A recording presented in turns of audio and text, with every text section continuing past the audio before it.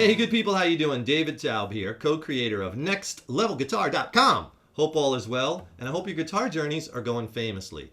We do lessons for all levels, beginners, intermediates, advanced, and today we have a lesson for the beginner. And this is more if you are, just starting off your guitar journey or early on in your guitar journey. What we're going to work on today is we're going to work on some chords and progressions, some chord changes, which I'm going to show you proper chord changing techniques. I'm also going to show you some new strum patterns, how to play rhythmically, and also we're going to learn some devices and techniques to help your chords come alive and sound musical. We want to be creating and playing music, things that sound musical. That's what's going to keep you empowered and motivated, especially early on. You just don't want to be playing 1, 2, 3, 4, 2, without any rhythm, without it sounding musical, because you're going to get tired and bored with it. You're always playing the same strum patterns, the same timing, the same rhythm, and playing the chords the same way. So I like to, and early on you can do this. We're going to change it up, do things different, and I think you're really going to enjoy it. So we got a lot to cover today, and the clock is ticking, so let's get right into it. And hey, before I forget, if you'd like some more video lessons where I go into these topics a little bit more deep and give you tons more chord changing exercises and all kinds of tips and chord charts and everything, click on that link in the text box below this video, and I'll send you 5 free lessons with a coinciding ebook. And the ebook has all kinds of chord charts and exercises and written lessons that will really help you along in your guitar journey, and I'll send it to you all for free. So here's the base chords we'll use in this lesson, and then we'll get into how we're going to start embellishing them. But basically the chords are, we're going to use D minor, right? And if you get your thumb over the top to mute the low E and the A string, that would be great. If you can't get it quite that far, at least if you could just get it over, just let it touch the low E just to mute it. That'll really sound nice and clean up that chord. A minor is the next chord. C major 7th. Play it with your 3rd and 2nd fingers in this way. I'll show you why in a second. E minor. And just take that E minor and slide it up to the 5th fret and drop it down 1 string each. Open A string. Don't play the low E. That's an A minor 9. First thing you want to do is just get those changes down. So when you're going from the D minor to the A minor, see how I keep my fingers in this cluster. You're not going to do this. This is the worst thing you could do, is take your hand apart and then totally reshape it to try to get that chord, because you don't have enough time to do that. Notice my fingers are like magnetically attached to the strings. I'm not coming out. You don't want to come this way. It's sliding it across. See, my hand is always close to the fretboard. It's in this cluster. Fingers are tight. Pinky's not like out here. It's always in nice and tight. So you're using this cluster principle, what I call it. Just practice it back and forth at first. Right? It's a very subtle movement. I'm moving all my fingers at once. Then to go to the next chord after the A minor, the C major 7th, all you have to do is just move this 3rd finger from the G string, just move it up to the A string and take off the 1st finger. That's why I wanted you to play the chord like this instead of like this, using your 1st and 2nd finger. So you get A minor, very easy, just 1 finger change, take that off. Again, I'm not doing this, then taking my whole hand apart just to put it back together. Clustering, and I'm using another principle I call shared fingers. This A minor chord shares that E note. Practice that one back and forth.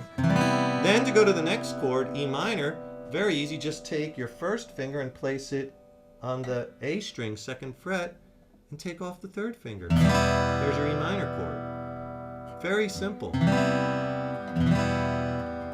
Notice as I move this one out, this one goes down. I'm sharing this note again.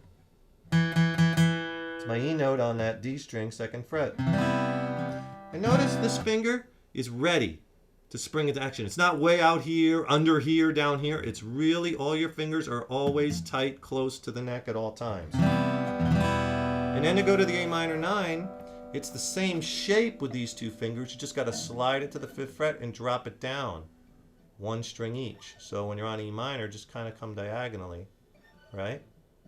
And just practice that change. make these chords sound a little more musical, let's add some hammer-ons and pull-offs within the chord shape. This is a great device that you could use with so many chords. So on that D minor, what we're going to do is with our first finger, you're going to do what's called a pull-off, where you're taking at the first fret, strike the note from the chord, then you pull down to sound the open E string. That's the note, that's what you want to hear. And then you can also hammer it where it's open, and you slam that first finger on that note. Open, hammer, pull off. Practice to get that clean sounding, and then you do it within the chord. See, I'm coming down and strumming, and then pulling off.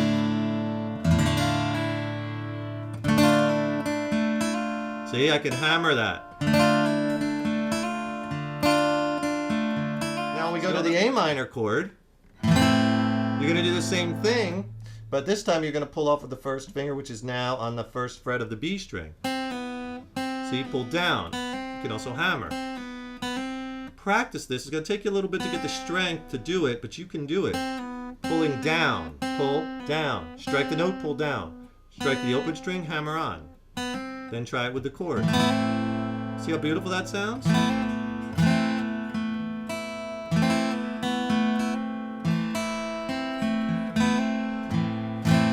Here's both together. D minor, A minor.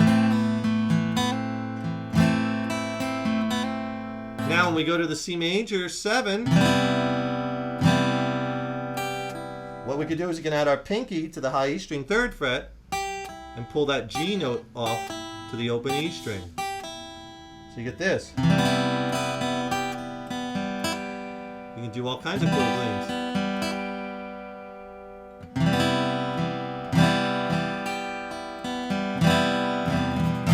Then on the E minor, just back that up a half a step, 1 fret, and with your 3rd finger, pull off on the high E string on the 2nd fret. So you get this. So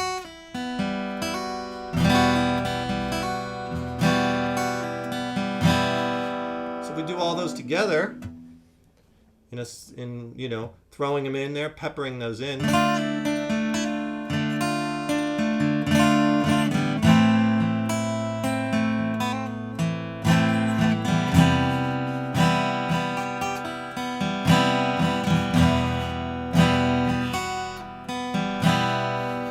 Last chord, get to the A minor 9. So toss those in, practice them. Just don't do too much, use some restraint. Try to catch a cool melody. Try hammering some of the other notes. Sound good too. So now you know the chords, and you know some devices, the way we're manipulating the chords, and also the proper way to change those chords. And that's so important to keep that hand in that tight cluster, like I spoke about, and use shared fingers. We're in the key of D minor, and the progression is D minor to the A minor, right? C major 7, E minor to the A minor 9. Okay? Now at first, just practice, like just hitting them once so you can get those chord changes down. Notice how minimally I'm moving those fingers. It's very proficient, those movements, right? I'm sliding my fingers on the strings. And then just take some of your basic easy strum patterns at first, even if you have to do it with a 4 count, just at first. Quarter notes. 1 note per beat. 2, 3, 4. 2, 3, 4. Just to get good with those changes. And if you're having any problems with any one change, let's say you're having a little difficulty, you're stumbling over the D minor to the A minor, just practice that one change, back, forth. Spend 5 minutes a day on all the changes that you're stumbling on. Write them down in a practice log. It really helps. You got to get that muscle memory down, back and forth, no matter what change it is. Make sure you can get all the notes to ring true. No dead strings. Right? Okay, so before you start adding in, the hammer-ons and the pull-offs and all the things that I talked about before, get it with an easy pattern, and then let's teach you a new pattern that's a little more musical. You probably know some patterns, strum patterns you can try it with, but let's try this one. So the pattern will sound like this. I'll just stay on this one. I'll just stay on the D minor chord. That's it. So let's break the pattern up. when you have long strum patterns, sometimes it's a lot easier if you break the pattern up into sections. So this pattern, you start off with 4 downstrokes. Down, down, down, down. Okay?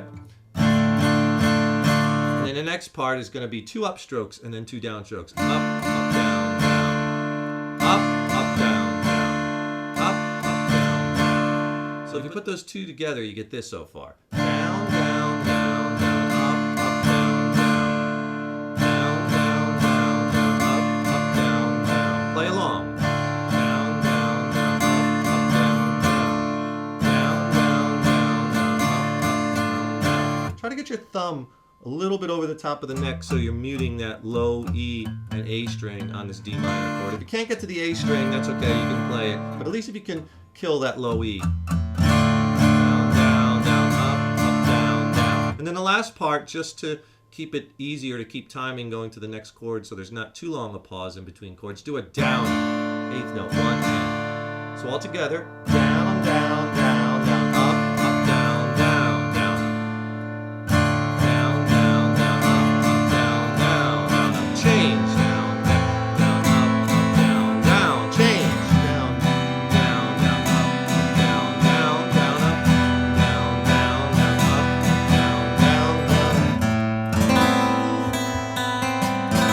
Now, when I get to this A minor 9 chord, instead of doing the pattern, just to mix things up, I hit the A string open, and I just kind of arpeggiate, playing the notes of the chord individually, one at a time, down the chord. And notice what I do to get that sound, that higher trebly sound. You know, you get different sounds on an acoustic guitar where you pick the strings at, because the bridge is here, you know, you're tightening up to the nut here. So as you go further back, it's a little tighter, so you're going to get a little treblier sound, like on this C major 7th. Here it is over the sound hole. Now look, if I move it back here, right? And anything that you could do to throw a little interest in, something a little bit different, it's going to make it sound a little different, a little variation, and that's what helps to give music its life's blood, right? So on that chord, I pick it more toward the back, and I'm just coming right up the strings from the high E, B, G, D. You don't have to do that. You can come up with your own pattern, but it's just something a little different, and it goes back to the beginning. Right? So practice that and see if you could roll through that progression with that strum pattern. You want to have rhythm to your playing, that repeated series of rests.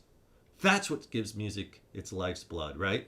If you're playing this with straight 8th notes, 1 and 2 and 3 and 4 and 2 and 2 and 3 and 4, that's not musical. That doesn't sound musical. That's nothing motivating or inspiring about that. So you want to put the repeated series of rest, that pattern in there, right? And you could do it with all downstrokes, just break it up a little bit so you're not doing 1 and 2 and 3 and 4, and, right? Again, not musical. So an easy one, just using all downs, just do something like down, down, down, down, down, down, down, down. See how much better that sounds? Even in the easy all downstroke pattern, and that's just 1 down, 2 downs, down, down, down, 3 downs, down, down, down, down, down, down. Notice I'm not going down, up. See, I'm leaving that rest, down, down, down, down, down, down, down, down, down, down, down. Now, to take it to the next step, start to put in those hammer-ons and pull-offs on all the chords like I showed you. And listen, your music could take on almost a life of its own, and you could just, as long as you're playing in time, you could throw in any of that and it's going to sound good. Just don't make it sound too busy, right? Notice I'm arpeggiating more than strumming, but you could do it with strumming too. Now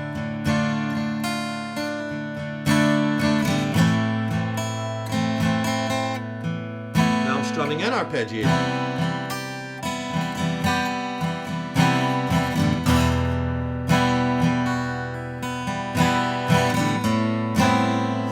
Practice it a few different ways.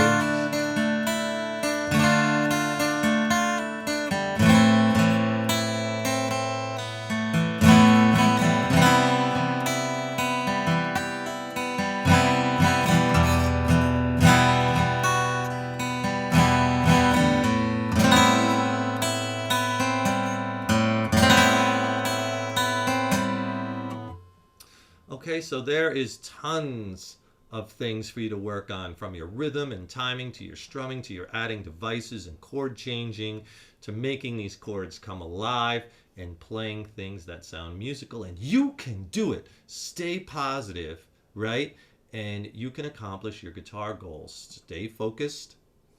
Keep practicing the right things. Go to our website, nextlevelguitar.com. There's over 1,200 lessons for beginners, intermediates, advanced players, acoustic, electric, all genres of music. It's a complete structured guitar curriculum. There's a 3-day free pass on the home page, so please check it out. And also click the subscribe button if you're watching this on YouTube, and subscribe to our YouTube videos, and we'll let you know when we have some new lessons coming out. Thank you for watching. I'm David Taub, co-creator of nextlevelguitar.com. You are the good people. Keep putting those guitars in your hands every day. Stay positive. You can do it. We'll see you at the next lesson. Rock on.